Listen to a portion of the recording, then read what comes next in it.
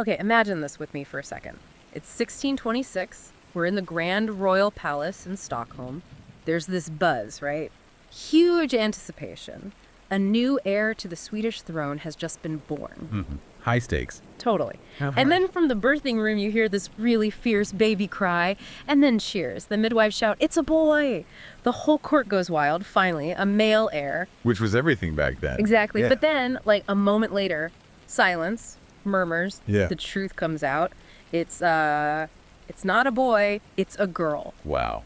Talk about a dramatic entrance. Right. And this wasn't just any girl. This was the girl who'd grow up to basically flip the script on everything, every expectation, every single norm of her time.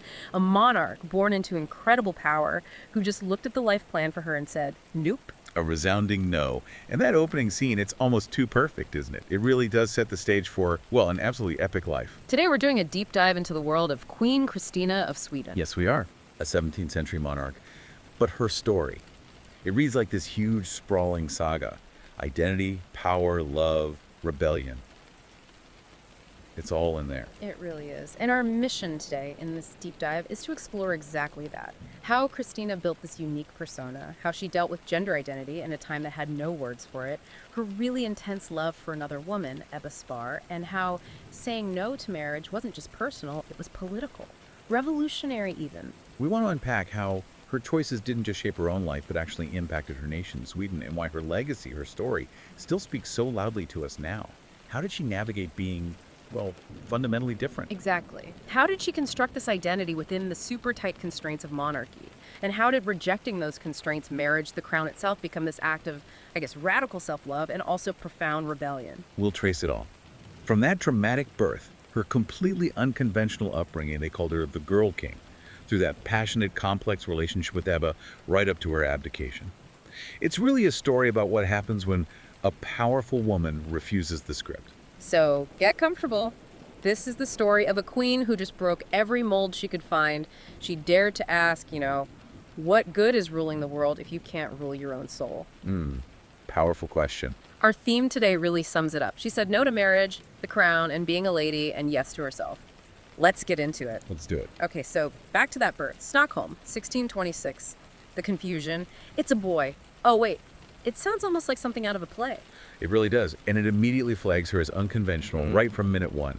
She's the girl who fooled us all. You have to understand, in 17th century Europe, getting a male heir, that was job number one for a monarch. Stability, dynasty, all that. Everything. Political stability, national security often hinged on it. So for her father, King Gustavus Adolphus, he was this huge figure, the Lion of the North, a major Protestant military leader. Big deal. Huge deal. A son was essential. But when they brought him this baby girl, his reaction was apparently just laughter, a big booming laugh. And he supposedly said, "She's clever, she'll make fools of us all." Wow. That's not the reaction you'd expect. Not at all. That immediate acceptance, that amusement even, it set this incredibly unusual tone from the start. It's almost like fate itself marked her out to blur those gender lines right from her first breath. Like her destiny was sealed right there. And her upbringing definitely followed that path, didn't it? She wasn't raised like a princess at all. Not even close. She was raised very deliberately, exactly like a crown prince would have been. So what did that actually look like back then? For a royal kid? Well, it meant an education and a lifestyle totally geared towards ruling, towards, well, traditionally male pursuits. Forget needlework and dancing. Yeah, no embroidery hoops for Christina. Definitely not. She was out hunting, sometimes for days. She learned fencing, became a skilled swordswoman. Horseback riding, she was apparently incredible, riding with amazing speed and stamina. So she wasn't just tolerating these things, she was good at them. She embraced them. Totally embraced them, with this energy that kind of astonished everyone around her. And she actively avoided the typically feminine pastimes. It wasn't just being eccentric. You can see it as her already resisting those boxes society tried to put her in. You can just picture her, can't you? Oh. Galloping through the woods, maybe sword at her side, probably muddy, while other girls her age are inside learning courtly manners. It's such a strong image. It really is. And it wasn't just physical. Her intellectual training was just as intense, if not more so. Right, she was famously smart. Incredibly. Her tutors were the best scholars in Sweden. They drilled her in statecraft, political theory, philosophy, ancient and modern languages. She mastered Latin, Greek, German, French, Italian, Spanish. In military strategy, the art of war, this was the full curriculum for a boy expected to lead armies and govern a kingdom. So, completely geared towards being a ruler, not a consort. Exactly. And this intense focus on her studies had another effect. By her teens, people at court definitely noticed she had, let's say, a distinct lack of interest in her appearance. The famous bedhead. That's the one. Apparently, she'd just tumble out of bed, hair totally uncombed, throw on whatever clothes were easiest, sometimes even grabbing men's shoes because they were practical for rushing off to her studies. Elegance was not the priority. Getting to her books was. That disheveled, brainy look became her signature, didn't it, even in portraits? It did. It really signaled early on that she was, as you said, not about that princess life. And it seems this wasn't just about outward appearances or activities. She actually wrote about how she felt inside, didn't she? About traditional female roles. Yes, and this is really crucial for understanding her. She wrote later in life about feeling this insurmountable distaste for marriage, but also for all the things that females talked about and did. That's incredibly blunt for the 17th century. It really is. It's her basically saying, I don't identify with this whole category of woman as you define it. She clearly felt different, fundamentally different. She even said she felt she was more masculine than the women around her. Did she ever talk about her body? I read something about her feeling she had a strange body. She did use phrases like that, suggesting this feeling of being physically different, maybe not fitting the standard female mold in her own perception. It hints at this deep internal questioning of the gender assigned to her. It wasn't just a role she was playing, it was core to her identity. That must have created so much tension, especially with her mother, Maria Eleonora. Their relationship sounds like it was pretty strained. To say the least. Her mother was reportedly devastated not to have had a son, and she was apparently quite unstable, particularly after Gustavus Adolphus died. So she was largely kept away from Christina's upbringing. So Christina grew up surrounded by Mostly powerful men. Chancellor Axel Oxenstierna, the chief minister, was a huge influence. He basically ran the country until she came of age and oversaw her education. So her whole environment was very male-dominated, politically and intellectually. You can imagine how isolating that might have been.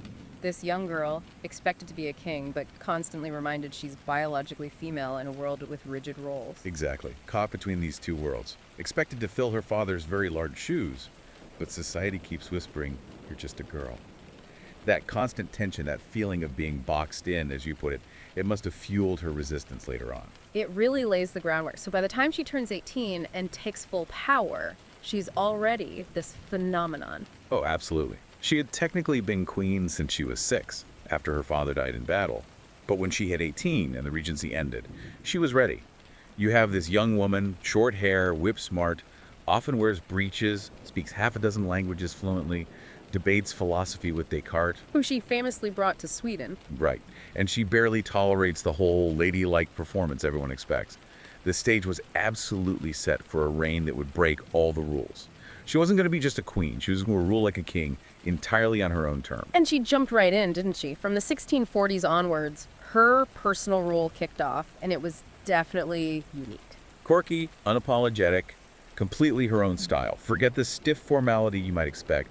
She'd literally slouch on the throne, often still in her riding boots and breeches. Doesn't sound very queenly. Not in the traditional sense. She'd crack jokes, sometimes pretty edgy ones. Her whole demeanor was just not what people expected from royalty, let alone female royalty. And who does she hang out with?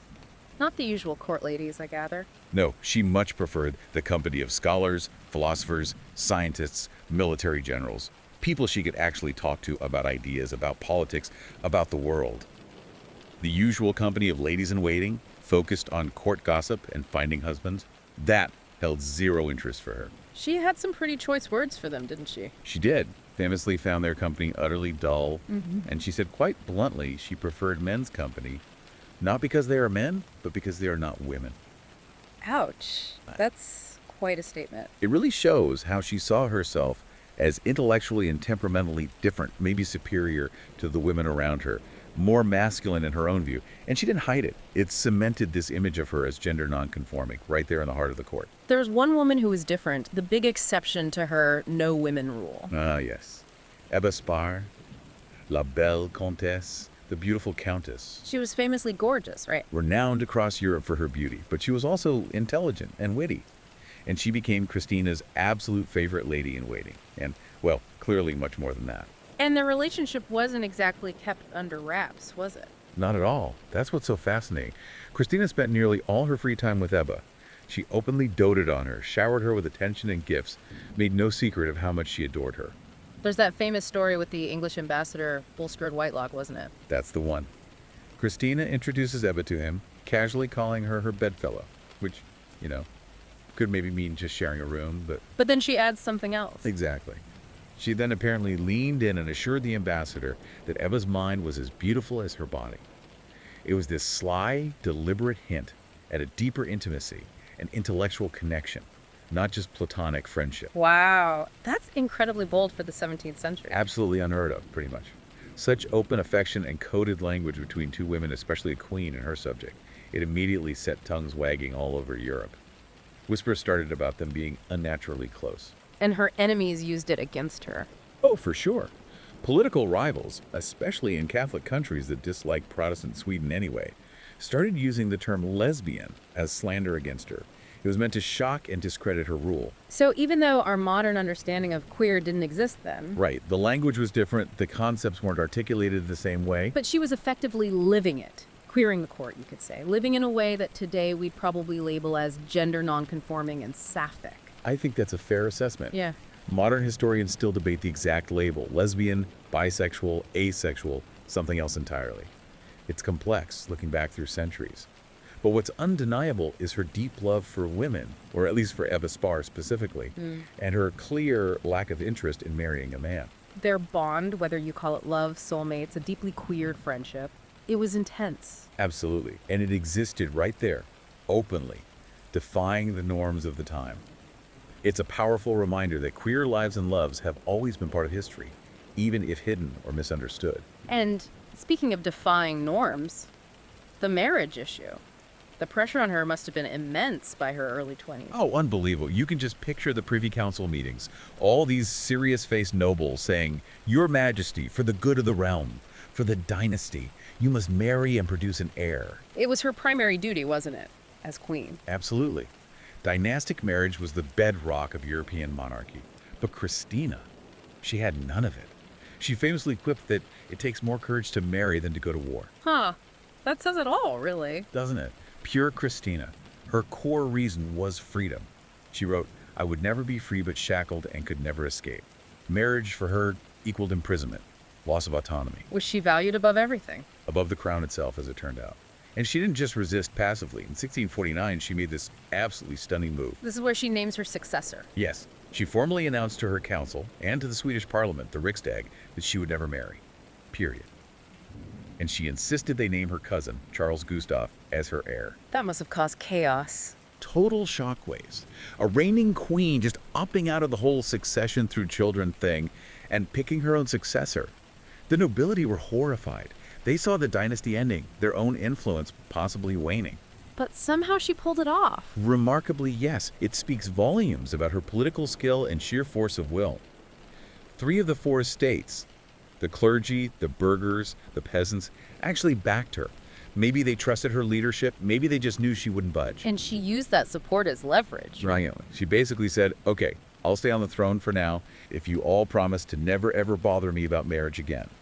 She put a no marriage talk clause into her contract as queen. That is genuinely incredible. Absolute queen behavior, as the kids might say. It really is. It was this radical act of resistance, tying her queenship directly to her refusal of that core female duty.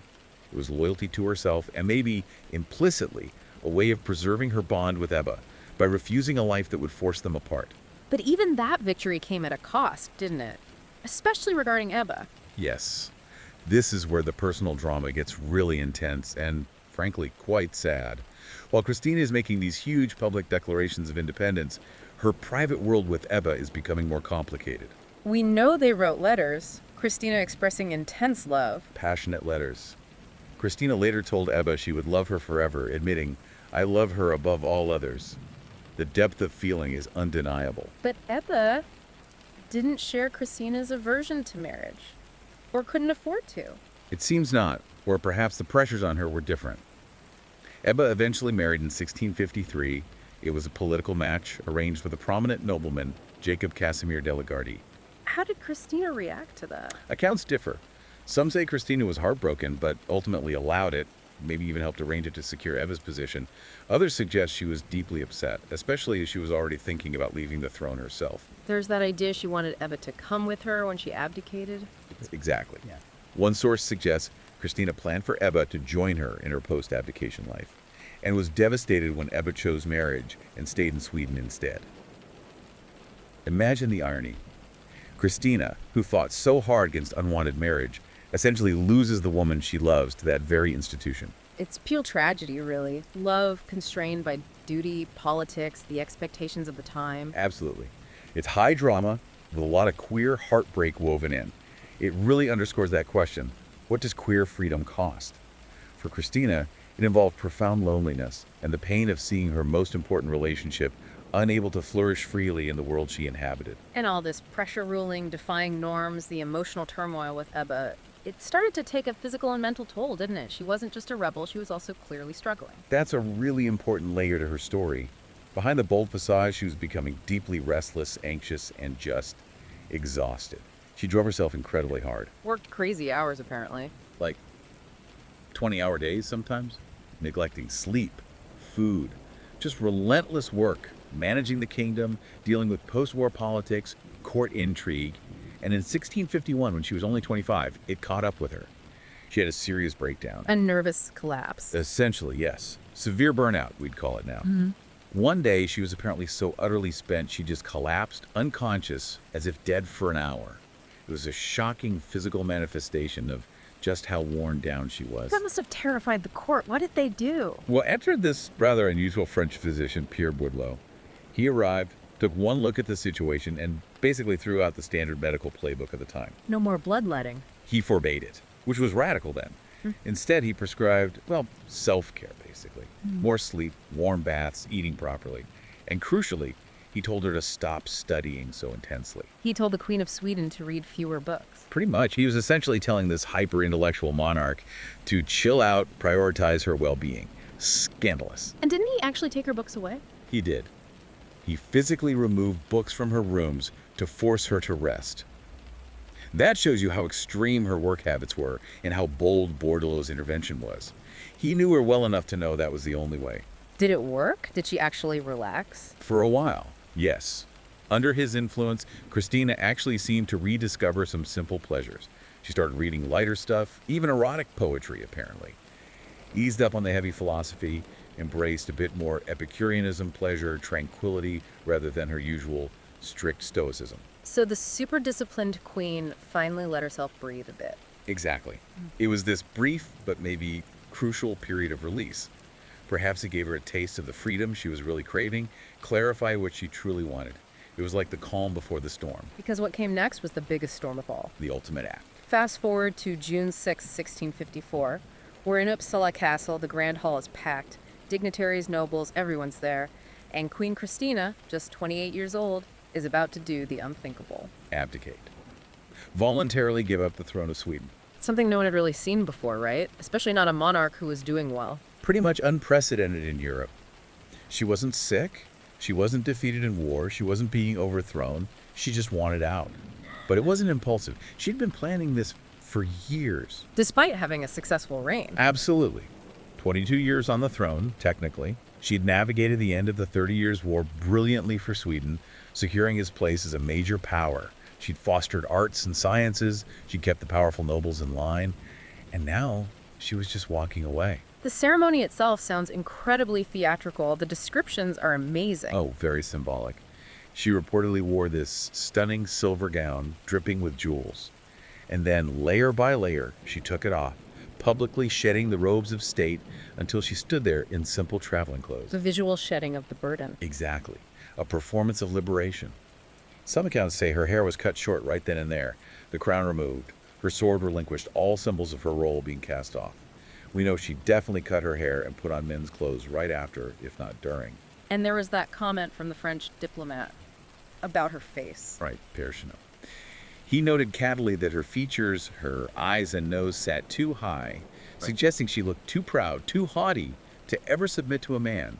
a final little jab confirming her independent spirit. And then she just handed power over to her cousin, Charles Gustav. Whom she'd carefully prepared. She stepped off the throne completely on her own terms. A free agent. Finally. So the big question, why? Why give up that kind of power? It really boils down to this potent mix of her personal identity and her deep-seated convictions. She fundamentally could not be the person Sweden needed or wanted her to be. The breeding queen, the Lutheran figurehead. Exactly, the compliant symbol. She wrote about her strangely dual gender identity, her insurmountable aversion to marriage. For her, being a female monarch who refused to perform the expected female duties, especially providing an heir, was simply incompatible with continuing to rule. The internal conflict, the anxiety of living that paradox became too much. So it was about authenticity, rather than live what felt like a lie or risk political instability down the line. She chose exile. Self-exile, really. She seems to have genuinely believed it was her path, maybe even divinely ordained. That God made her unique, and she had to be true to that, even if it meant sacrificing the ultimate worldly prize, a crown. So it's this incredible act of resistance, but also kind of a sad admission of how trapped she felt. Precisely. It's both triumphant self-affirmation and a poignant acknowledgement of the constraints of her time and role. Abdication was her way of aligning her outer life with her inner truth, the ultimate transition. And she didn't waste any time embracing that new life, literally cross-dressing her way to freedom. Immediately, she left Sweden, disguised as a man, traveling under the name Count Dona. Simple suit, sword at her side, her long hair gone. It's like she was shedding the costume of queen and finally putting on clothes that felt right. It speaks volumes about performance and gender in her life, doesn't it? Perhaps the queenly gowns felt like drag to her, and these simpler masculine clothes were closer to her true self. She was visually declaring her liberation. And the Pope's reaction, that quote is amazing. Pope Alexander VII, utterly appalled when he heard about her abdication and impending conversion to Catholicism, described her as a queen without a realm, a Christian without faith, and a woman without shame. Which today sounds like the tagline for an action hero movie. Doesn't it? She was shameless in her pursuit of self, and she owned it. So she leaves Sweden, causes this massive stir, and then the conversion to Catholicism, another huge break with her past. The final nail in the coffin of her old life, really. Converting from Lutheranism, Sweden's state religion, in an era of intense religious conflict, that was a massive statement. A final thumb in the eye to convention. How was she received by the Catholic world? As a huge propaganda victory, a trophy convert. The Catholic Church rolled out the red carpet. The Pope himself gave her this incredibly grand welcome in Rome in 1655. He even broke protocol, letting her, a woman, stay overnight in the Vatican. She still commanded immense symbolic power. And she set up a new kind of court in Rome, didn't she? Absolutely. A new power base, but on her own terms. As this independent woman of arts and letters, she established famous salons, patronized music and opera, corresponded with all the leading intellectuals of Europe. She wasn't ruling queen anymore, but she was still a major player, still bending rules and making waves. But amidst all this reinvention, what about Ebba? Did they ever reconnect? Sadly, no, not in any meaningful way. That's one of the truly tragic threads in Christina's story. So they never got their reunion? No. Christina kept writing to Ebba for a while, letters still full of intense emotion, sometimes possessive, sometimes just full of love. But Ebba stayed in Sweden, trapped in what sounds like a deeply unhappy marriage. And she died young. Very young, only 35 in 1662. Probably worn out by court life, maybe heartbreak. Neither of them seems to have found another great love quite like what they shared. It really casts this shadow of sadness, highlighting the cost of Christina's choices and the limits on love that defied the norm back then. It's a heavy price. And Christina's own later life in Rome, her relationships remained ambiguous. Very much so. She became extremely close to Cardinal Matteo Azzolino. He was her confidant, her advisor, closest friend. Naturally, rumors flew. Were they lovers? What do the sources say? It's murky. Some accounts claim they were intimate, but Christina's own writings often express a real squeamishness, even revulsion about sex with men. So the truth, full debated. It just adds another layer to her complex, undefinable nature. She really defied easy labels her whole life, didn't she? People called her all sorts of things. Lesbian, libertine, meaning sexually immoral, even suspected of being intersex because she acted so mannishly and ignored feminine conventions. People just couldn't figure her out. And didn't they actually exhume her body centuries later to check? They did. In 1965, scientists examined her skeleton to see if there was a biological, intersex explanation for her perceived difference. They found her skeleton was typically female. There were some features that might be linked to hormonal conditions, maybe something like PCOS, but basically no definitive evidence of an intersex condition. So, as the source material cheekily puts it, likely not intersex, just fabulous. And she herself pushed back against these labels, right? Absolutely. Near the end of her life, she wrote quite pointedly, "I am neither male nor hermaphrodite, as some people have passed me for." It's her final word, really. A refusal to be pinned down, categorized by others.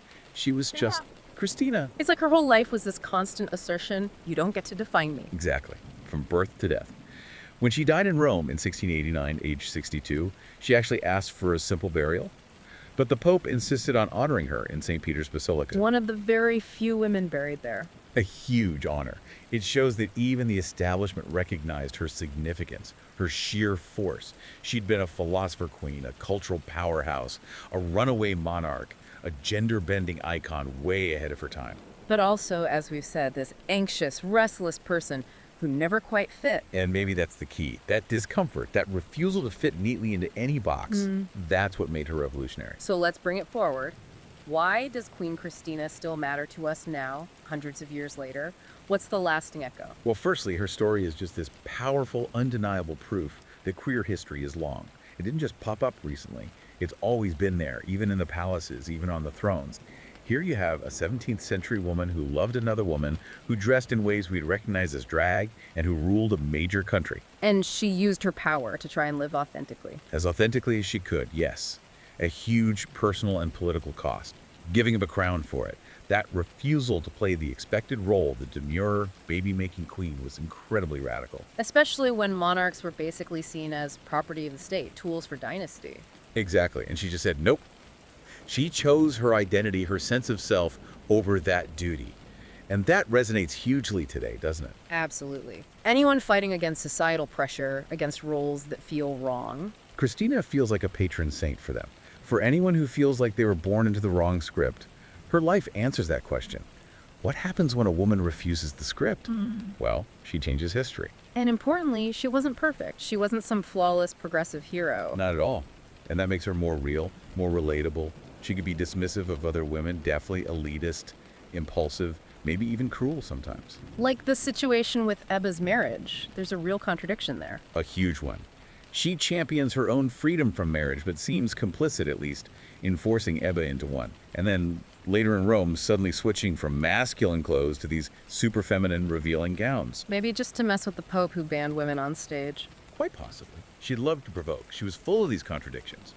Pious, yet blasphemous, seemingly chaste, yet deeply romantic, incredibly bold, but also clearly tormented. And that's okay. That complexity is key. It's more than okay, it's why she's fascinating. Real people, even queens, are messy. They're undefinable, just like gender and sexuality themselves often are.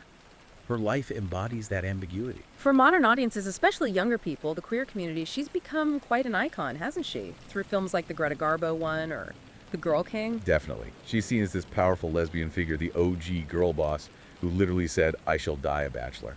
But she's also relatable as this anxious royal, someone who felt the crushing weight of expectations. That central question of her life feels very modern. What good is ruling the world if you can't rule your own soul? Exactly, or as that paraphrase put it, it is a far greater happiness to obey no one than to rule the whole world. That feeling of suffocation, of living a lie that hits home for so many people. It's a human story, ultimately. Authenticity versus authority. And she dared to choose authenticity when being different was genuinely dangerous. Her personal choices, her gender expression, her refusal to marry, they weren't just personal. They changed the political map. Her queerness literally altered the line of succession in Sweden. By walking away, she showed freedom was her ultimate crown. Precisely. And for Korean history, she's this vital reminder that our ancestors weren't just on the margins. They were in the palaces, challenging everything. Her struggles with identity, freedom, self-acceptance, they echo so clearly today. So, as we wrap this up, let's hold that final image. Picture Christina, maybe just after the abdication, riding away on horseback, hair cut short, dressed like a man, leaving that stunned court behind. Looking towards the road ahead, maybe she's even smiling, thinking, okay, I made my choice. Her life was bold, definitely messy, maybe extra, as you said, in all the best ways. And in that absolute refusal to compromise who she was, Christina of Sweden really does hold up a mirror to us now. She challenges us, I think, to embrace our own inner rebels, our own ambiguities, all the contradictions that make us who we are.